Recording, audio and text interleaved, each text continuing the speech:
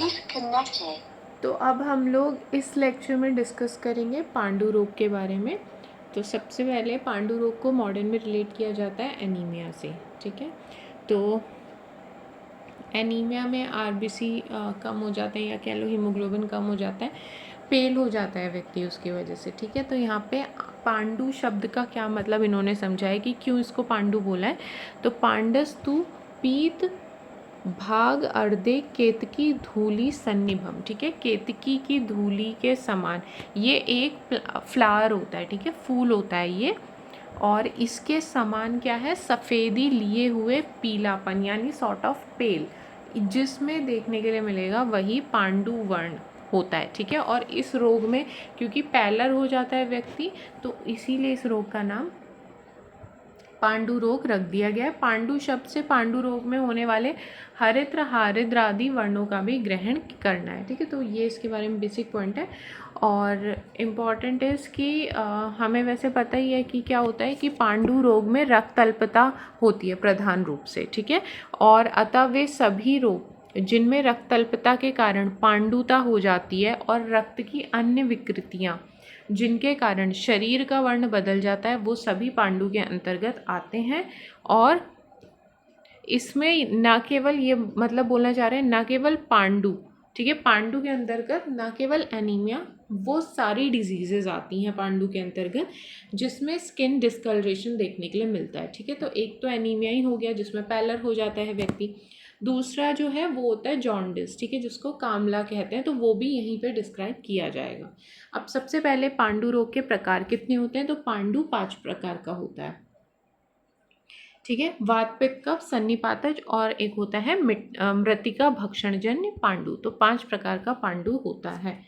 अब सुश्रुत ने 4 ही प्रकार के पांडु रोग माने। उन्होंने मृतिका भक्षणजन्य वाले को नहीं कंसीडर किया है, ठीक है। उसको दोषज पांडु यानी वात पित्त कफ सन्निपातज, इन चारों के अंतर्गत ही मृतिका भक्षणजन्य पांडु को कंसीडर कर लिया है। लेकिन चरक ने मिट्टी खाने के जो पांडु रोग हो जाता है, मिट्टी खाने से जो एनीमिया होता है, उसको अलग से डिस्क्राइब किया हुआ है, ठीक है।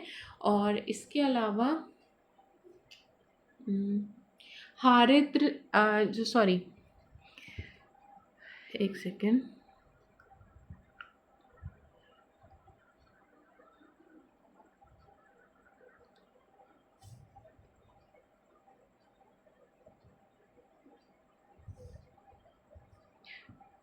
हारीत ने क्या बोला है, पांडु के भेद में कामला कुंभ कामला हलीमक, ये 3 और एक्स्ट्रा बता दिए, ठीक है।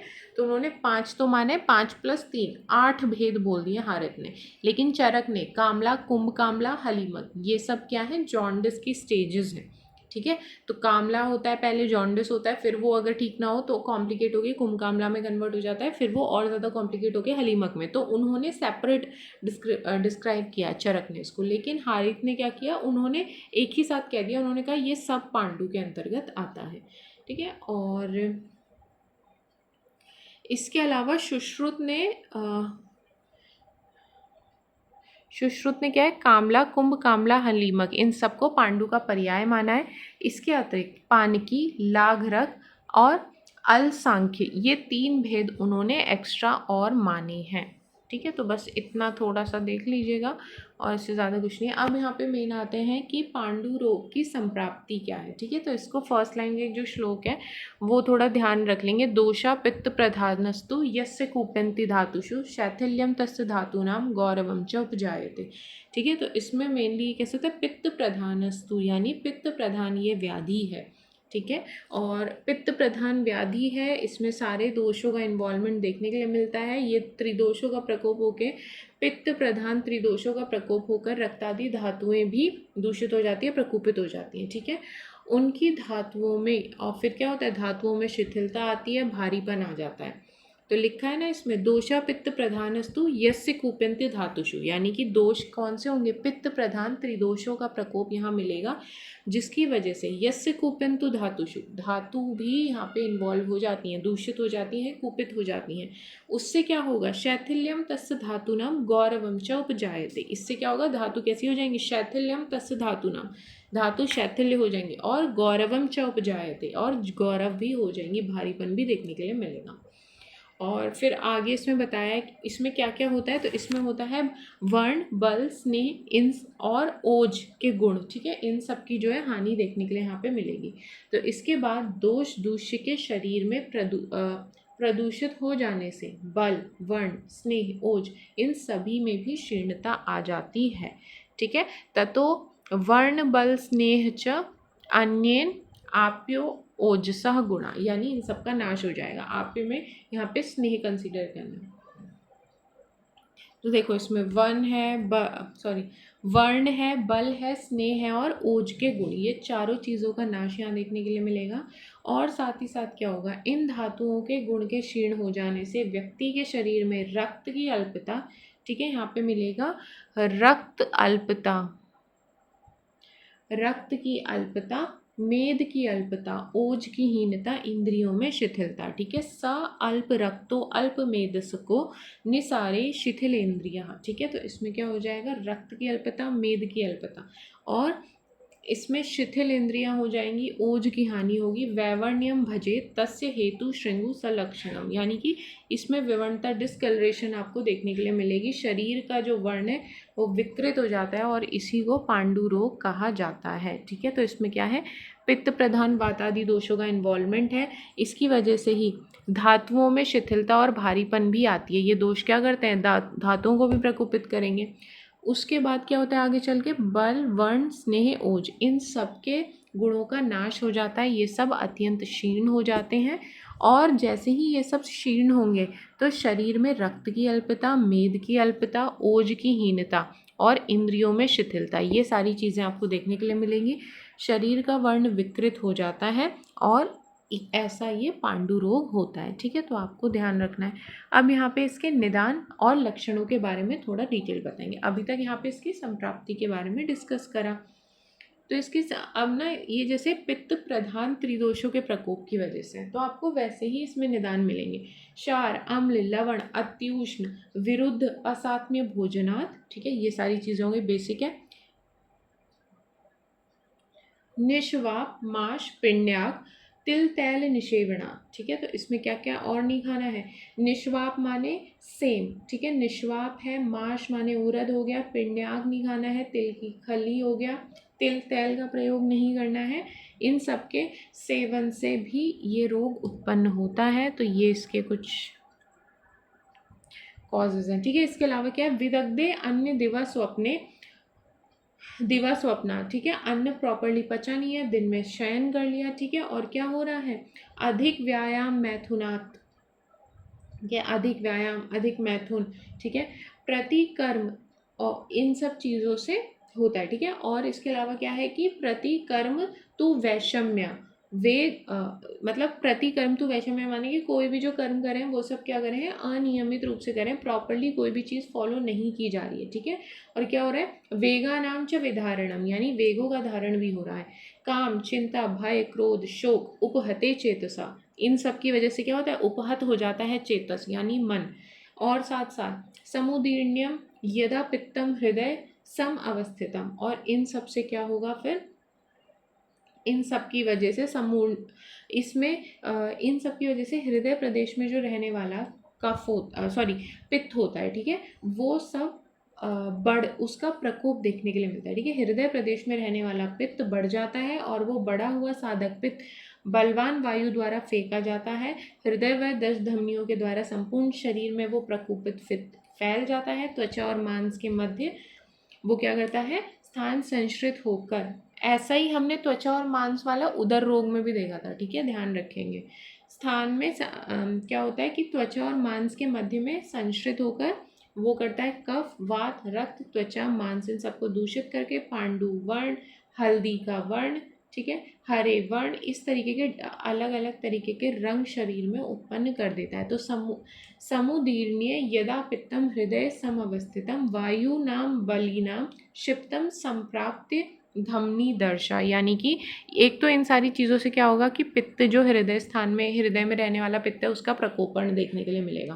प्लस उसको क्या होगा, वायु यहाँ पे प्रकोपित होकर हृदय की सारी धमनियों के द्वारा उस प्रकोपित पित्त को पूरे शरीर में घुमा देगी, जिसकी वजह से शरीर में विवरणता देखने के लिए मिलेगी। ठीक है, प्रदूषण कफवात सकृत त्वक मांसानी करोति च, त्वक मांस के बीच में दोष प्रकोपित होकर आश्रित रहेंगे। ठीक है, ये सारे पॉइंट्स ध्यान रखने हैं। तो इसमें एक तो साधक पित्त है, आपने थोड़ा ध्यान रखना है, हृदय प्रदेश में रहने वाला है साधक पित्त, तो ये बढ़ जाएगा।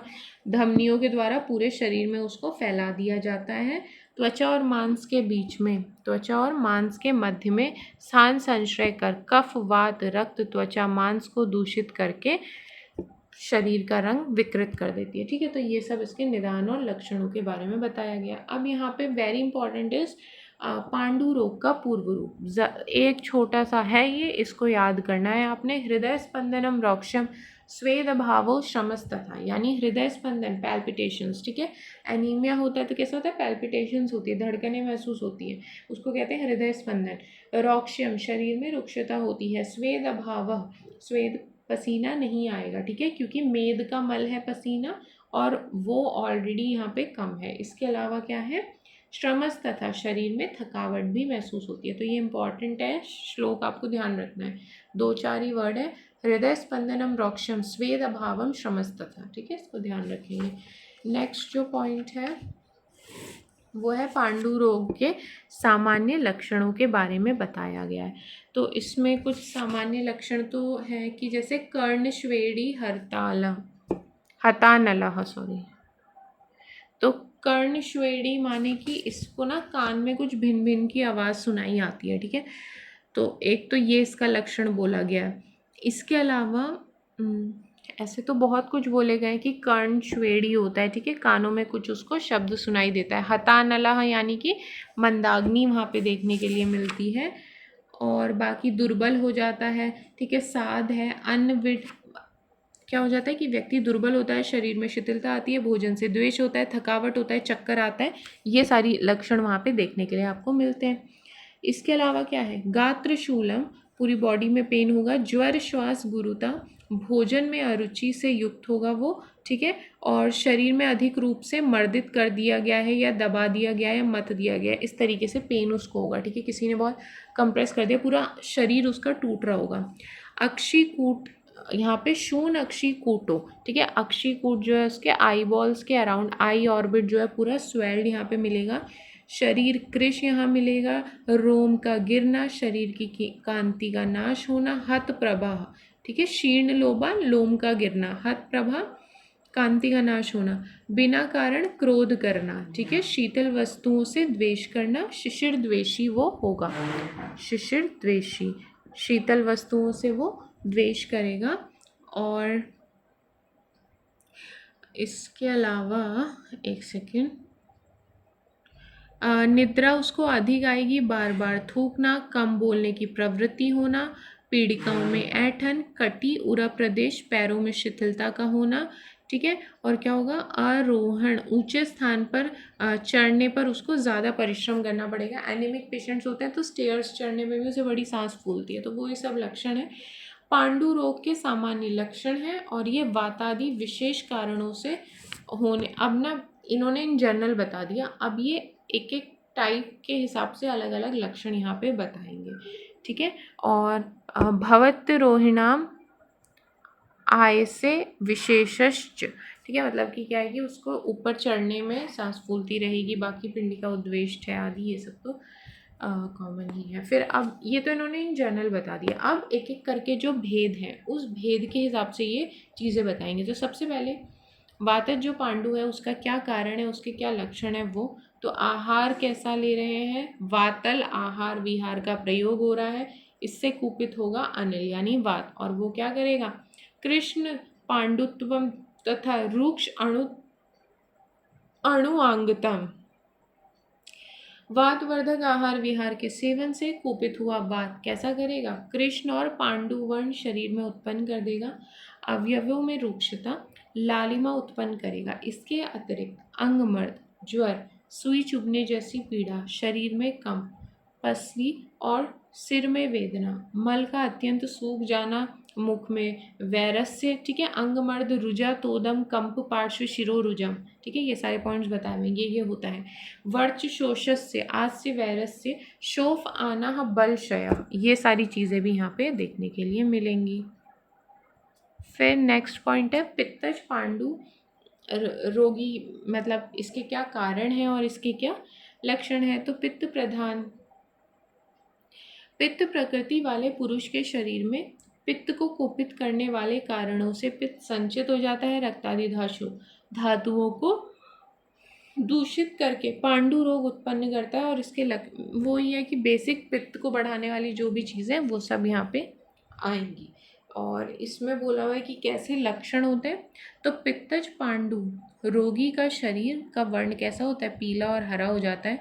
ज्वर, दाह, पिपासा, मूर्छा, ये सारी चीज़ें, उसका मल मूत्र पीले वर्ण का अधिक निकलता है। शीतल वस्तुओं के सेवन की इच्छा उसको ज़्यादा रहती है। अन्न में अरुचि, मुख का स्वाद उसका कटु रहता है, ठीक है। गर्म आहार विहार का सेवन करे तो उपद्रव उसके बढ़ जाते हैं। प्लस खट्टे रस का सेवन करे तो उपद्रव बढ़ जाते हैं, ठीक है, क्योंकि खट्टा रस क्या है, अम्ल भी तो पित्त को बढ़ाने वाला ही होता है। इसी तरीके से अन्न के अर्ध परिपक्व होने पर खट्टी डकारें उसको आएंगी, ठीक है, विदाह महसूस होगा, मुख से दुर्गंध, पतला मल निकलेगा, अधिक दुर्बलता उसको रहेगी, नेत्र के सामने अंधेरा दिखाई पड़ेगा। ये सब पित्तज पांडु रोग के लक्षण है, ठीक है। तो स्वेदना शीत कामश्च न च अन्न अभिनंदिते, यानी कि खाने की उसको कोई खास इच्छा होगी नहीं। स्वेदन और शीत कामता की उसको इच्छा यहाँ पे रहेगी। स्वेदन माने पसीना उसको आएगा, शीत कामता, ठीक है, और कटुक आस्यो, और मुंह कैसा कड़वा रहेगा। न च उष्ण उप शेते अम्ल मेवच, और क्या, जैसे ही वो उष्ण चीज़ें और अम्ल चीज़ों का सेवन करेगा उसकी परेशानी बढ़ जाएगी। उद्गारो अम्ल विदाहश्च, उद्गार आएगी, अम्ल विदा होगा, विदग्धे अन्नस्य जायते, बिकॉज ऑफ विदाह ऑफ अन्न, ठीक है। और क्या होगा, दौर्गंध्यम भिन्न वर्चस्वम दौर्बल्यम तम एवच, यानी उसको दौर्गंध्य आएगी, ठीक है, भिन्न वर्च यानी टूटा टूटा मल निकलेगा उसका, दुर्बलता रहेगी, तम प्रवेश आंखों के सामने अंधकार उसके रहेगा। नेक्स्ट इज कफज पांडु में क्या लक्षण मिलेंगे और क्या उसके निदान है। तो कफ वर्धक कारणों के सेवन से बड़ा हुआ कफ पूर्ण की भांति रक्तादि धातुओं को दूषित करके पांडु रोग उत्पन्न करेगा। लक्षण क्या आएंगे, गुरुता, तंद्रा, वमन, श्वेत हो जाएगा शरीर का वर्ण, लालाश्राव होगा, रोमांच होगा, अंग प्रत्यंग शिथिल हो जाएंगे उसके, ठीक है। और मूर्छा, चक्कर आना, क्लम, श्वास, कास, आलस्य, भोजन में अरुचि, वचन व स्वर में रुकावट, मूत्र, नेत्र, मल का श्वेत हो जाना, कटु, रूक्ष रस, उष्ण आहार रस, इन सब की जो है उसको इच्छा रखेगा वो कि उसको कटु, रूक्ष और उष्ण आहार खिला दो कोई। इसके अलावा शोथ है, मुख का मीठा रहना, ये सब कफज पांडु रोग के लक्षण होते हैं, ठीक है। ये सब ध्यान रखेंगे, इसमें कुछ ऐसा खास है नहीं, उष्ण कामत्व मिलेगी इसमें और मुंह का टेस्ट उसका मधुर हो जाता है, ठीक है। फिर नेक्स्ट जो है वो है त्रिदोषज। तो त्रिदोषज में क्या है, तीनों दोषों के मिक्स लक्षण आएंगे। और ये सदुसहम यानी कि सुदुसहम एक इसके लिए टर्म यूज़ किया गया है। इट मीन्स कि it is difficult to cure, ठीक है, कष्टकारी सन्निपातज पांडु रोग है। अब नेक्स्ट टाइप जो है वो है मिट्टी के सेवन से उत्पन्न होने वाला पांडु रोग। तो अब इसमें ऐसा बोला जाता है कि मिट्टी अलग अलग प्रकार की होती है। तो जैसी मिट्टी कोई व्यक्ति खाएगा उस हिसाब से वहाँ पे दोषों का प्रकोप देखने के लिए मिलेगा। तो सबसे पहले जैसे क्या होता है कि मृतिका से कषाय मिट्टी खा ली किसी ने तो वात का प्रकोप, किसी ने पित्त ऊषर मिट्टी खा ली तो पित्त का प्रकोप, मधुर मिट्टी खा ली तो कफ का प्रकोप। तो जैसी मिट्टी खाई है उस हिसाब से मिलेगा दोषों का प्रकोप। कसैले मिट्टी खाने की वजह से वायु प्रकोपित हो जाएगी। ऊसर मिट्टी मतलब थोड़ा सॉल्टी टाइप ऑफ जो है मिट्टी, उसकी वजह से पित्त का प्रकोप मिलेगा। प्लस मधुर मिट्टी खाने से कफ का प्रकोप होगा। और इससे क्या होगा, जो मिट्टी में रहने वाले विभिन्न रस हैं, रूक्षता, इसके कारण रसादि धातु और शरीर में रहने शरीर के विभिन्न अंगों में रूक्षता उत्पन्न कर देती है। इससे होता क्या है, जैसे ही मिट्टी खाएंगे ना वो खाने में मिल जाती है, पेट में जो भी खाना मौजूद है मिट्टी खाने में मिल जाएगी, प्लस वो खाने में मिलेगी, एक तो अग्नि उसको पचा नहीं पाएगी, और ये मिट्टी क्या करती है, जठराग्नि का भी नाश करती है। एक तो वो खाने में मिल गई, जठराग्नि का नाश किया, तो आहार रस का पूर्ण रूप से पाक होगा नहीं और वो अनडाइजेस्टेड फॉर्म में ही रहेगा, तो इसलिए आगे की फिर धातुएं भी वहाँ नहीं मिलेंगी, ठीक है, बनेंगी नहीं अच्छे से। तो मिट्टी का परिपाक अग्नियों द्वारा नहीं हो पाता, जैसे मैंने आपको बताया, इसीलिए क्या होता है, रस रक्त आदि धातुओं को वहन करने वाले स्रोतस को पूर्ण कर देते हैं। तो जो भी स्रोतस भरे होते हैं ना, तो स्रोतसों में भी ये जाके ऑब्स्ट्रक्शन क्रिएट करने लगती है, फलस्वरूप उनके मार्ग अवरुद्ध हो जाते हैं, जिससे धातुओं का पोषण भी उचित रूप से नहीं होता। खाई हुई मिट्टी से प्रकोपित दोष इंद्रियों के बल के नाश करता है, ठीक है, इंद्रियों का नष्ट करता है। तेज, वीर्य, ओज को नष्ट करके बल, वर्ण, अग्नि इन सबको भी नष्ट करने वाला ये होता है, ठीक है। और लक्षण कैसे होता है, मृतिका भक्षण से उत्पन्न पांडु में अक्षी कूटों में शोथ, गंड स्थल भू प्रदेश में शोथ, पैर, नाभि, मूत्र इंद्रियों में शोथ, सब जगह यहाँ पे स्वेलिंग मिलेगी। कृमि यहाँ पे देखने के लिए मिलते हैं, पेट में कीड़े हो जाते हैं। रक्त और कफ से मिश्रित वो मल का त्याग करेगा, ठीक है। उदर में कृमि हो जाएंगे। लक्षण क्या है, अक्षिकूट में शोथ, गंड स्थल में और भू प्रदेश में शोथ, पैर, नाभि, मूत्र इंद्रिय सब जगह उसको स्वेलिंग देखने के लिए मिलेगी। और ये क्या होता है, मिट्टी के वजह से जो भी दोष प्रकोपित हुए हैं ना, वो क्या करेंगे, इंद्रियों के बलों को नष्ट करके तेज, वीर्य, ओज, बल, वर्ण, अग्नि इन सब का वो नाश करेंगे और अल्टीमेटली पांडु रोग की उत्पत्ति हो जाती है, ठीक है। तो कृमि कोष्ठा अतिसारित, ठीक है, कृमि कोष्ठ देखने के लिए मिलेगा। और मल कैसा है वहाँ पे, रक्त, असृक कफान्वितम यानी रक्त और कफ से मिला हुआ मल, शून, गंड, अक्षी, कूटम, ये सारी चीज़ें वहाँ देखने के लिए मिलेंगी, सब जगह स्वेलिंग है। और क्या क्या मिलेगा, इंद्रियों का बल, हत्वा, तेजो, वीर्य, ओजसी तथा, यानी कि इंद्रियों का बल,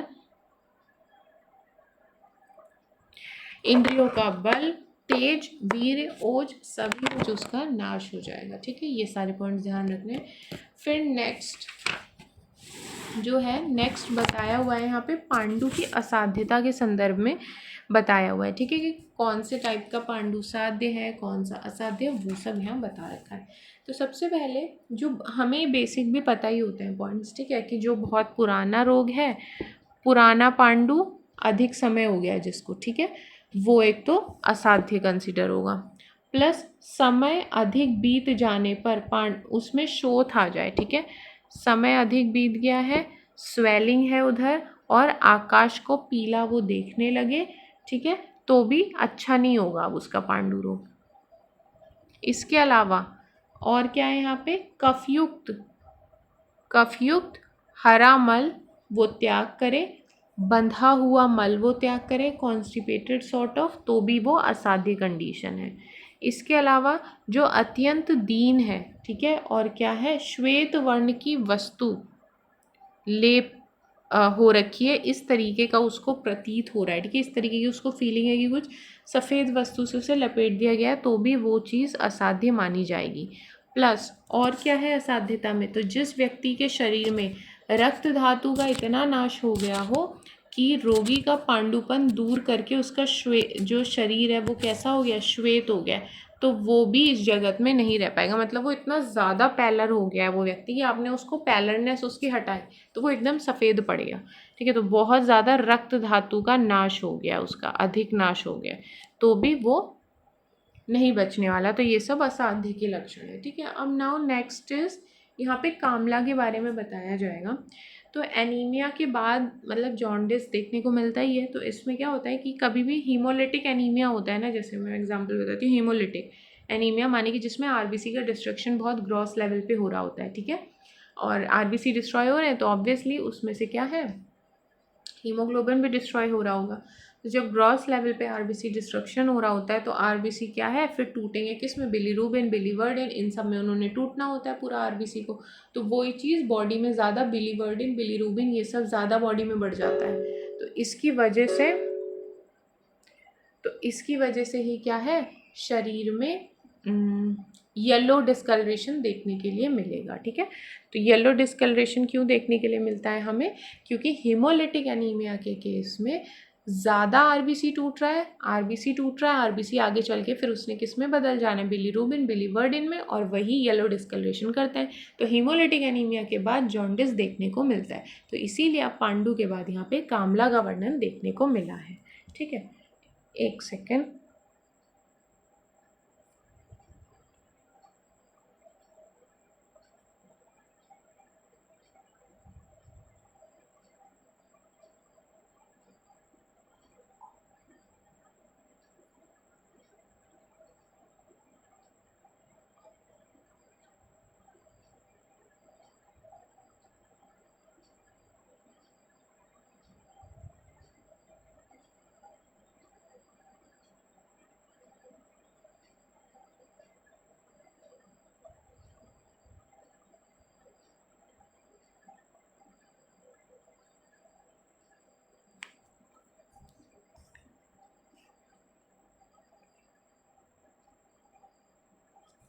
ठीक है, तो कामला के बारे में बताया हुआ है। इसको ऐसा बोला जाता है कि जो ऑलरेडी पांडु रोगी है, ठीक है, वो और ज़्यादा अगर पित्त प्रधान चीज़ों का सेवन करे तो उसको हो जाता है कामला। तो पांडु से पीड़ित जो व्यक्ति पित्त कोपक द्रव्यों का अधिक मात्रा में सेवन करता है तो उसका बढ़ा हुआ पित्त रक्त और मांस को जलाकर कामला रोग उत्पन्न कर देता है।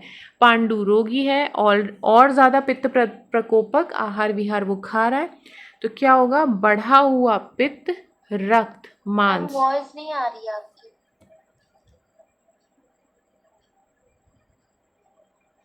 ठीक है, तो मैं बता रही थी कि ये कैसे होता है पांडु रोगी, कामला कैसे होता है। बेसिकली जब कामला क्या होता है कि जब कभी भी कोई पांडु रोगी वो और ज़्यादा पित्तवर्धक आहार विहार का सेवन करे तो उसकी वजह से बढ़ा हुआ पित्त रक्त और मांस को जला देता है और कामला रोग की उत्पत्ति होती है। तो तस्य पित्त असृग मांसम दग्धवा रोग आया कल्पते। ठीक है, तो बढ़ा हुआ पित्त क्या करता है, रक्त और मांस को जलाकर कामला रोग की उत्पत्ति कर देता है। ठीक है, तो कामला पांडु के बाद ही होने वाली एक व्याधि है। ठीक है, फिर उसके अलावा अब इसमें लक्षण कैसे मिलेंगे जॉन्डिस के केस में, तो उसके लिए क्या बोला हुआ है, कामला के लक्षण कैसे होते हैं। तो कामला रोग से पीड़ित व्यक्ति का नेत्र हल्दी के समान पीला, त्वक मुख नख का वर्ण हल्दी के समान पीला हो जाता है, मलमूत्र भी रक्त मिश्रित आता है पीले वर्ण का।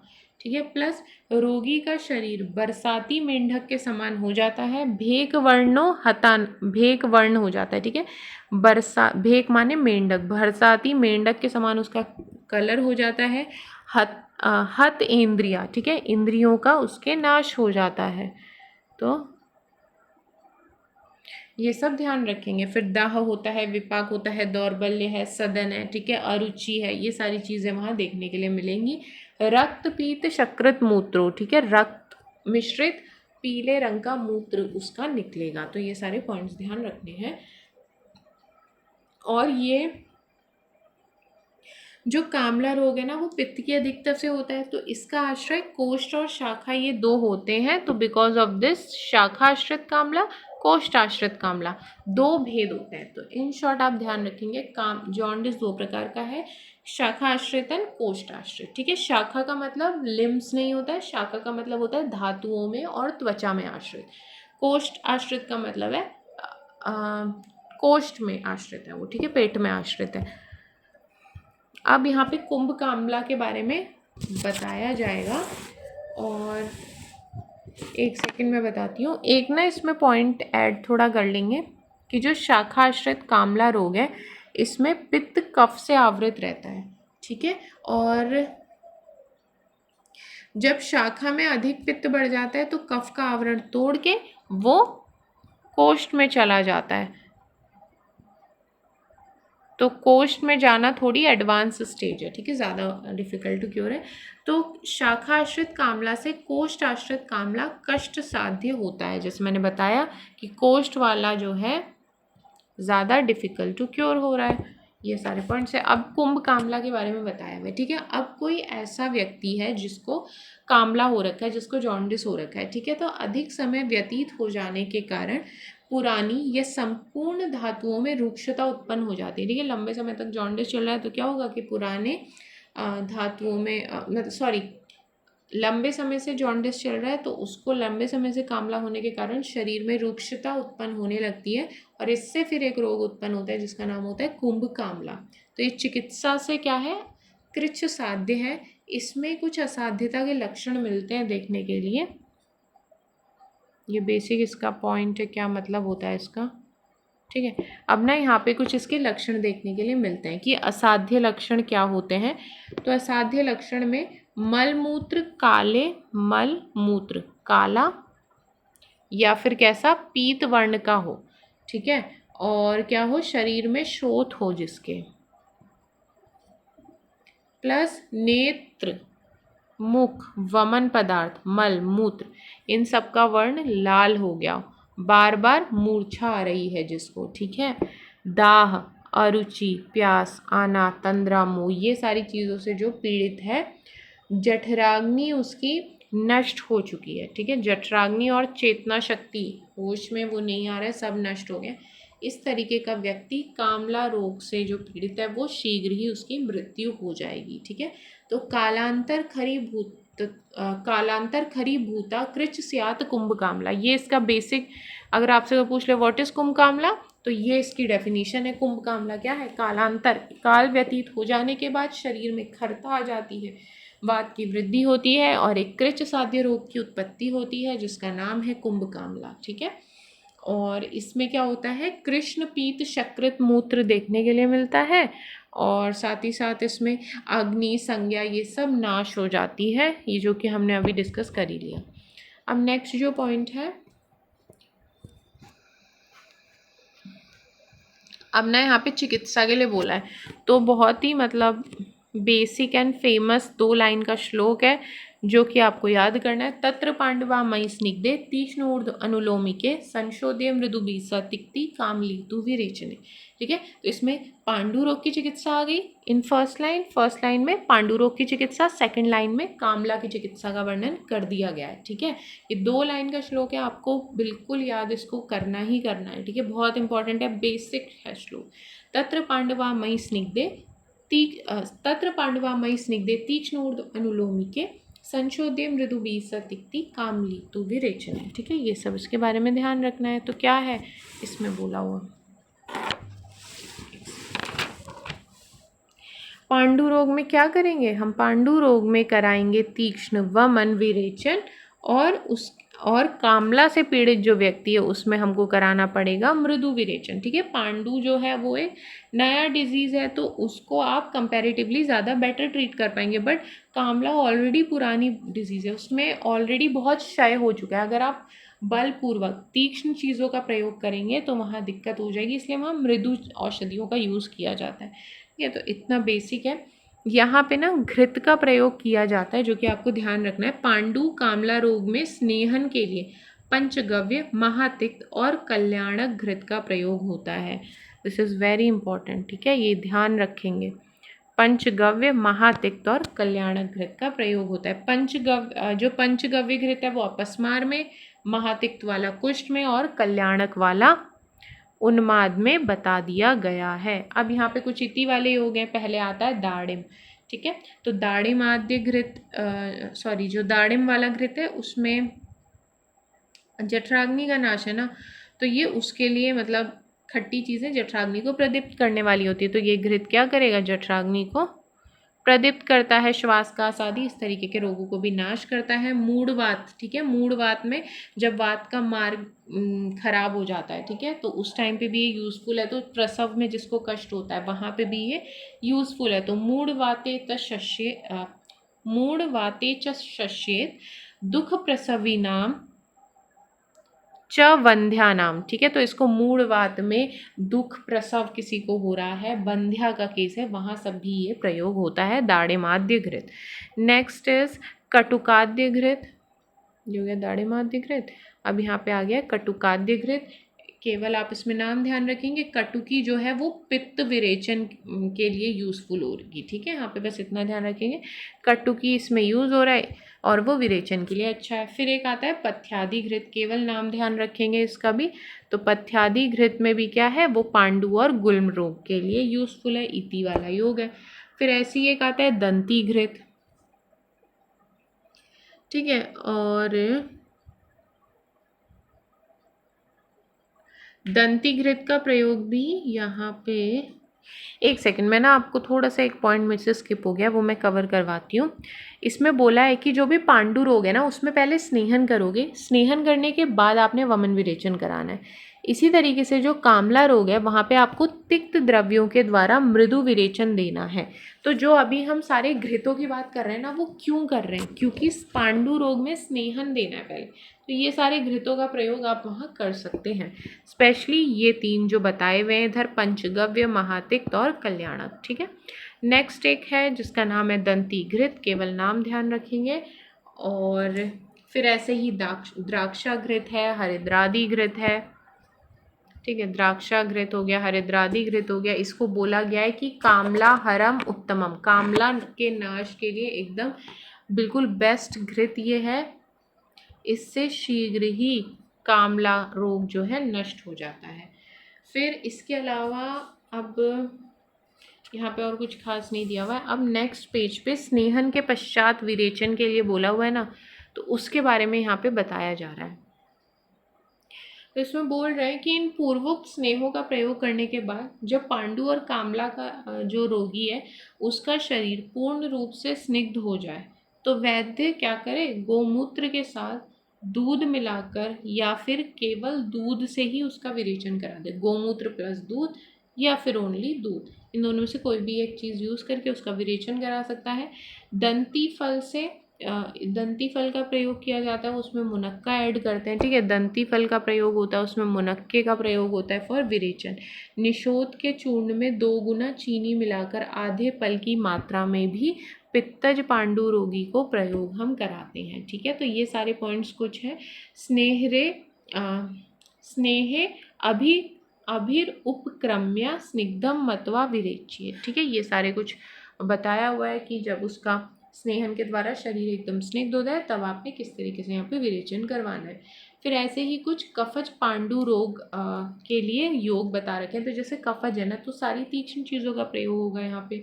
तो वो ये है कि कफ पांडस्तु गौमूत्र क्लिन्न युक्तम हरितकी, यानी गोमूत्र में भीगा हुआ हरितकी का प्रयोग यहाँ पे करना है। हरड़ को गोमूत्र में भिगोकर कल्क बनाकर गोमूत्र से सेवन कराना चाहिए, ठीक है। तो ये थोड़ा सा पॉइंट आपने ध्यान रखना है।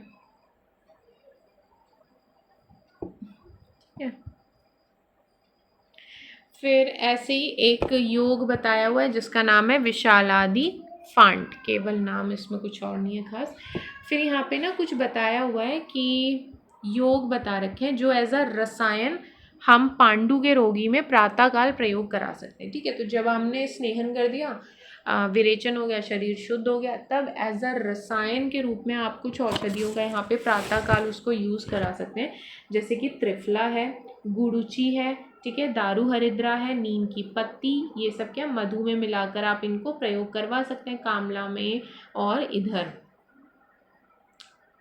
हाँ, कामला के रोगी में पिला सकते हैं क्योंकि ऑलरेडी शरीर बड़ा कमज़ोर है वहाँ पे, तो आप इन सब के प्रयोग से एज अ रसायन बेसिकली ये सारी चीज़ें काम करने वाली है, इसीलिए इनका प्रयोग प्रातःकाल बता रखा है, ठीक है।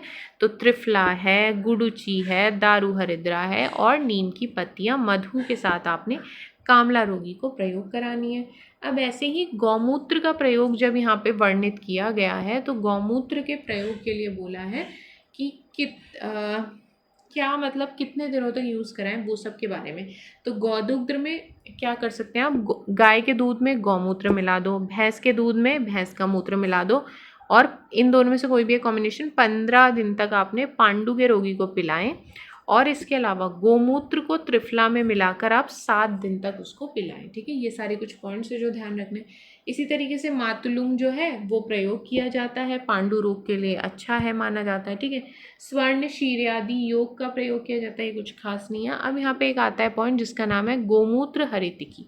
ठीक है, गोमूत्र हरितिकी में क्या होता है, जब पांडु रोग से पीड़ित व्यक्ति हरितिकी के चूर्ण को गोमूत्र के साथ प्रतिदिन पिए तो क्या होता है, औषध पच जाने पर गोदूध से या फिर मधुर मांस रस के साथ आहार करे। तो यहाँ पे मेनली क्या कर रहा है रोगी, हरितिकी के चूर्ण को गोमूत्र के साथ पी रहा है और इसी का नाम रख दिया हरितिकी चूर्ण। ठीक है, इसको प्रयोग करते हैं पांडु में। अब यहाँ पे फिर लौह भस्म का प्रयोग भी बता रखा है। ठीक है, तो पांडु रोगों की शांति की, जैसे क्या होता है कि कई बार आयरन डेफिशिएंसी एनीमिया भी होता है ना, तो उस संदर्भ में भी आप इसको ध्यान रख सकते हैं। तो यहाँ पे आपको क्या करना होता है, पांडु रोग की शांति के लिए आपको 7 दिन तक गौमूत्र की भावना दिए हुए लोहे की भस्म का सेवन दूध के साथ उस रोगी को कराना होता है। ठीक है, फिर एक इम्पॉर्टेंट योग यहाँ पे आता है जो कि यूज़ होता है, दैट इज़ नवायस चूर्ण। ठीक है, तो नवायस चूर्ण में 10 चीज़ें पड़ती हैं, नव प्लस आयस। तो वो 9 आइटम क्या है, लिख लो साइड में, त्रिफला, त्रिकटु और त्रिमद। त्रिफला, त्रिकटु, त्रिमद, ये 3 चीज़ें डल रही हैं इसमें, त्रिफला, त्रिकटु, त्रिमद प्लस आयस। आयस मीन्स आयरन। ठीक है, ये सारी चीज़ें इसमें डल के ये चूर्ण प्रिपेयर किया जाता है। इसको क्या है, मधु और घृत के साथ आपने सेवन करवाना होता है रोगी को। और ये जो योग है वो किसने, कृष्ण आत्रेय ने बताया है। ठीक है, तो ये सारे पॉइंट्स आपने ध्यान रखने। इसके इंग्रेडिएंट्स प्लस किसने ये योग बोला है। ठीक है, तो ये सब आपने ध्यान रखना है। त्रिउष्ण है, त्रिफला है, मुस्ताविडंग चित्रक। ठीक है, मुस्ताविडंग चित्रक क्या हो गया, त्रिमद के अंदर आ गया। ठीक है, तो ये सारी चीज़ें आपने ध्यान रखनी है। नेक्स्ट आता है मंडूर भस्म का प्रयोग। ठीक है, तो मंडूर भस्म का प्रयोग है, केवल नाम ध्यान रखेंगे। ये भी वही कि आयरन डेफिशिएंसी एनीमिया के केस में यूज़ करा दो। ऐसे ही मंडूक वटक भी आता है जो कि यूज़ करते हैं। ठीक है, मंडूक वटक भी इधर इति वाला योग है, याद रखेंगे। इसमें भी लिख लो त्रिफला, त्रिकटु और त्रिमद, ये तीनों चीज़ें इसमें भी डलती हैं, त्रिफला, त्रिकटु और त्रिमद। ठीक है, और ये क्या होता है, उदुम्बर, एक सेकेंड,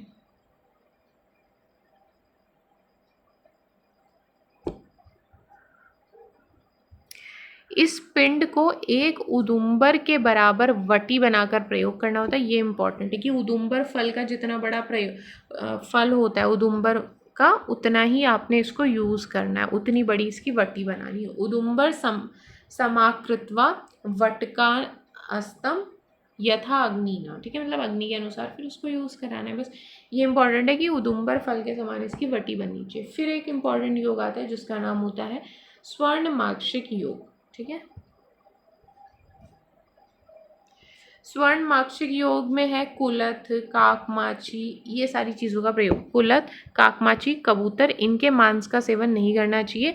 ये सब इस औषध सेवन काल में अपथ्य मानी जाती हैं। ठीक है, तो बस इसके लिए स्पेशल यही है कि ना जब भी आप पेशेंट को स्वर्ण माक्षिक आदि योग खिला रही हैं उस ड्यूरेशन में पेशेंट को कुलथ, मकॉय, कबूतर का मांस, ये सारी चीज़ें उसको नहीं खिलानी है। ठीक है, बस।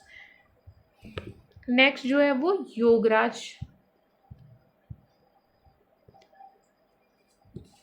योगराज के बारे में यहाँ पे बताया गया है।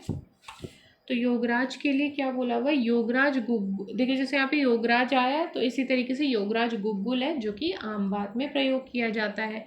यहाँ पे हम लोग यूज़ करते हैं शिलाजीत का प्रयोग होता है, रजत माक्षिक भस्म का प्रयोग इसमें किया जाता है, प्लस इसमें स्वर्ण माक्षिक भस्म, लौह भस्म, ये सारी चीज़ें इसमें डलती हैं। ठीक है, और इस योग के सेवन में भी आपको कुलथ, मकॉय, कबूतर के मांस का भक्षण नहीं करना है। ठीक है, ये सारे पॉइंट्स भी आपको ध्यान रखने हैं। इसमें भी ऐसा ही और ऊपर भी हमने ऐसा ही पढ़ा था। तो वर्जिवा, कुलथानी, काकमाची, कपोतकम। ठीक है, ये सारी चीज़ें अवॉइड करेंगे। और इसमें क्या होता है, रसायन मिदम श्रेष्ठम सर्व रोग हरम। ये क्या होता है, एक श्रेष्ठ रसायन है, सभी रोगों का नाश करने वाला है, और शिवम है यानी कि कल्याणप्रद है, कल्याणकारी है ये। ठीक है, ये सारे पॉइंट्स हैं इसके बारे में। और क्या होता है, पांडु रोग में कहाँ कहाँ यूज़फुल है ये, तो यूज़फुल है इन केस ऑफ पांडु रोग, विष, कास, राजक्षमा, विषम ज्वर, कुष्ठ में, अजीर्ण में, प्रमेह में, शोष में, श्वास, अरोचक, इन जगह वो यूज़फुल है। ठीक है, और इसका प्रयोग आपने, और साथ ही साथ कहाँ और यूज़फुल है, तो ये क्या है, अपस्मार में भी यूज़फुल है। ठीक है, विशेष रूप से अपस्मार, कामला, इन सब में यूज़फुल है। और गुदजानी, गुदजानी का मतलब हो गया अर्श रोग। ठीक है, गुद में होने वाला रोग अर्श रोग, यहाँ ये यूज़फुल है, जो कि आपने ध्यान रखना है। फिर ऐसे ही एक योग आता है जिसका नाम होता है शिला जतु वटक, केवल नाम, इससे ज़्यादा कुछ नहीं। और ये क्या होता है, सर्व रोग हरा, हर तरीके के रोगों का नाश करने वाला ये होता है। और कल्याणदायक ये होता है, सभी प्रकार के रोगों का नाश करता है। फिर आता है पुनर्नवा मंडूर। पुनर्नवा मंडूर क्या है, कोल, बेर के बराबर गुटिका बना के आपको खानी है इसकी। ठीक है, और बाकी तो इसको ना, इस वटक को मट्ठे के साथ, तक्र के साथ, तक्राणाम लोड़यन, ठीक है, तक्र के साथ मिक्स करके इसको खाया जाता है। ठीक है, ये थोड़ा इसके बारे में अलग पॉइंट है। फिर ऐसे ही एक कुछ मतलब 2-4 दवा औषध के योग हैं, जैसे दार्व्यादि अवलेह है, कामला नाशक कुछ योग है। ठीक है, फिर त्रिफलादि योग का प्रयोग है। धात्रे अवलेह का प्रयोग यहाँ पे बताया गया है। धात्रे अवलेह में क्या है कि धात्री फल रस द्रोणे चूर्णितम लेह पचेत, यानी कि आपने यहाँ पे धात्री के फल का प्रयोग करने के लिए बताया गया है। और धात्री माने आंवला, तो आंवले का स्वरस 1 द्रोण लेके आपने सभी द्रव्यों का चूर्ण मिलाकर अवलेह की फॉर्म में उसको बना के प्रिपेयर कर लेना है। ठीक है, ये थोड़ा सा इसके बारे में अलग पॉइंट बताया हुआ है जो कि आपने ध्यान रखना है। फिर ऐसे ही आता है मंडूर वटक। ठीक है, मंडूर वटक करके एक योग आता है। ठीक है, केवल नाम ध्यान रखेंगे।